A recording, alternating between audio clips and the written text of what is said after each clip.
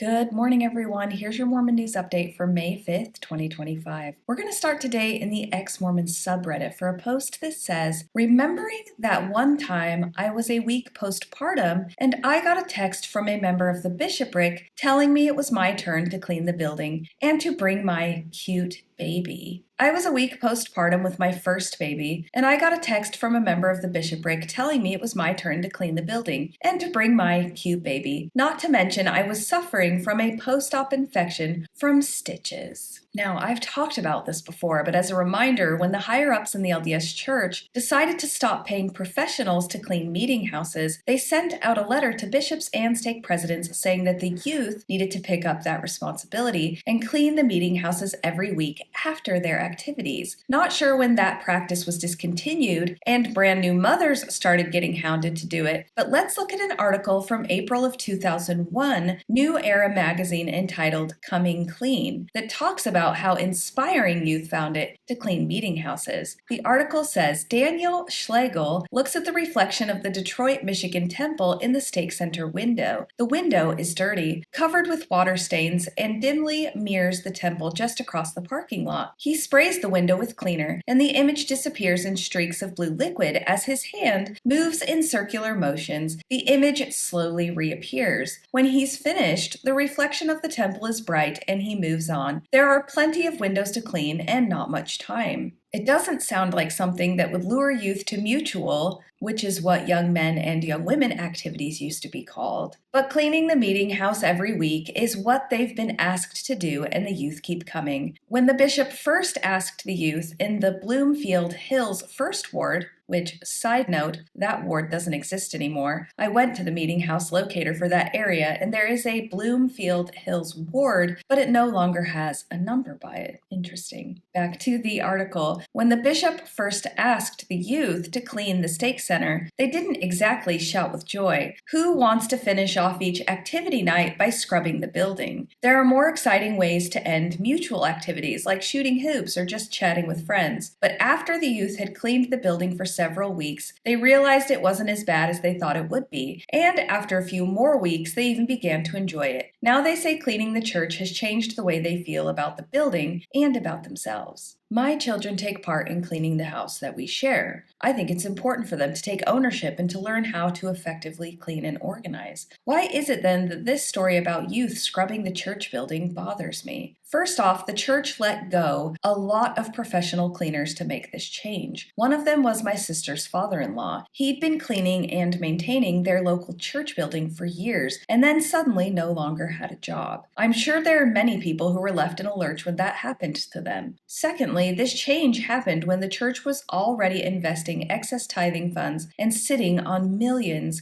if not billions of dollars. They did not need to fire professional cleaners to save money. They essentially put people out of jobs so they could bolster their investments. Definitely something Jesus would want.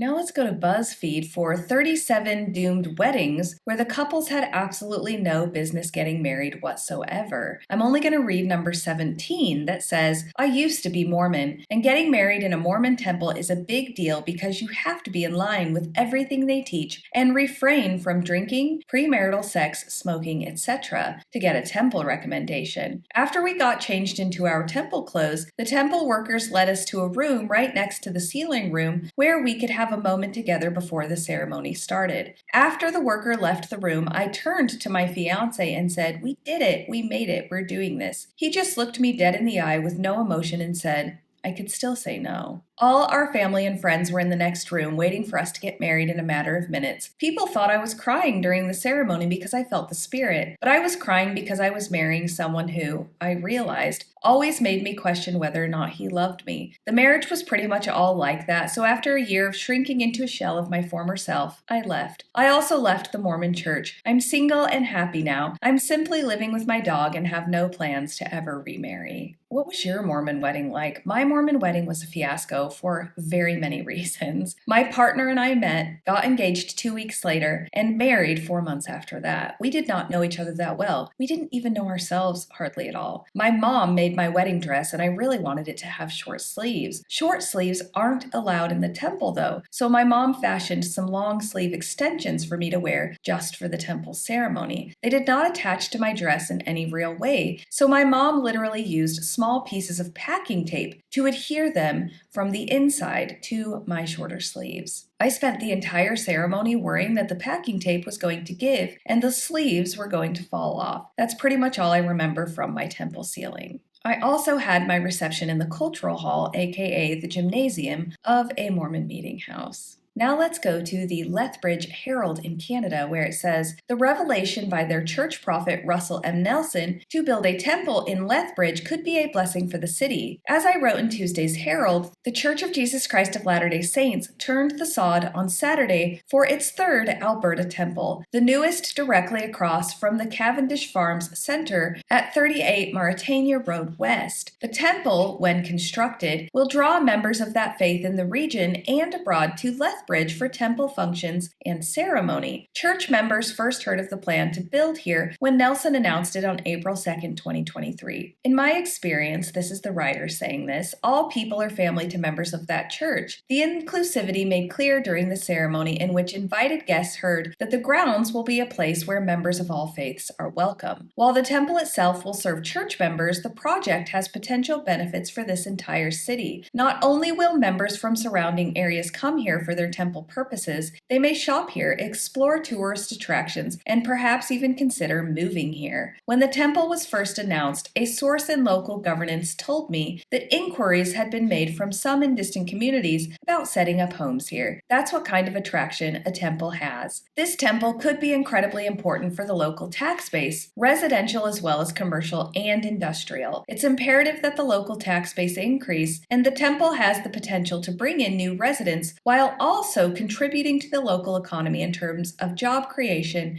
and materials purchases. While the temple is first and foremost a place for Latter-day Saints to conduct ceremony, it potentially means so much more for our community and its future. I don't know. Temples after the newness wears off sit largely empty. I wonder if this writer knows that. I don't think it's going to be the attraction that the writer thinks it will be. Now let's go to the church's own website where it says, Member Guide for Mobile Temple recommends. Members may choose to receive either a printed or a mobile temple recommend. If members desire to receive or switch to a mobile recommend, members need to contact their local priesthood leader. Once the recommend is approved, a member can access their recommend through the Member Tools app on their mobile device. The enclosed guide will help members understand how to request, set up, and use a mobile temple recommend. When I was growing up, I often heard stories of people who were on their way to the temple and were running a little bit late for a session, and when they got pulled over for speeding and were trying to get their driver's license out of their wallet, the cop would see their temple recommend and then just give them a warning and tell them to be on their way to do the Lord's work at the temple. If they have a mobile temple recommend, how are they going to flash it when they're looking for their driver's license in their wallet to the cop who's just pulled them over?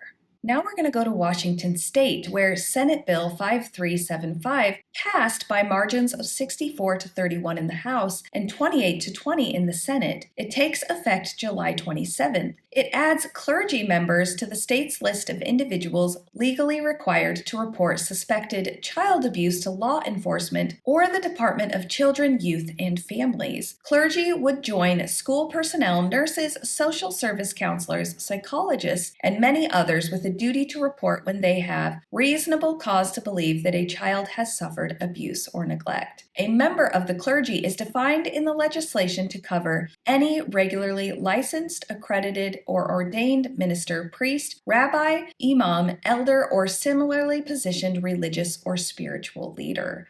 While disclosure in confession or other religious rites, where the clergy member is bound to confidentiality, are not exempt, religious leaders will retain their privilege to not be compelled to testify in related court cases or criminal proceedings. More than half the states in the United States make clergy mandatory reporters, and most exempt what is heard in a confessional. Washington will join several states, including New Hampshire and West Virginia, where such conversations are not exempt. That means that a Mormon bishop or stake president is now a mandated reporter. And last up, let's finish with this great quote from Jenny Lawson. She is one of my favorite authors, and she owns a bookstore called the Nowhere Bookshop in San Antonio, Texas. I've actually been to that bookshop and would highly recommend going if you are ever in the area. She said, "My husband and I worked hard to pay off our student loan debt, and we've saved for decades for our child's college fund. So is it fair that others might just get their student loan debt forgiven? Yes, it totally is. I don't need others to suffer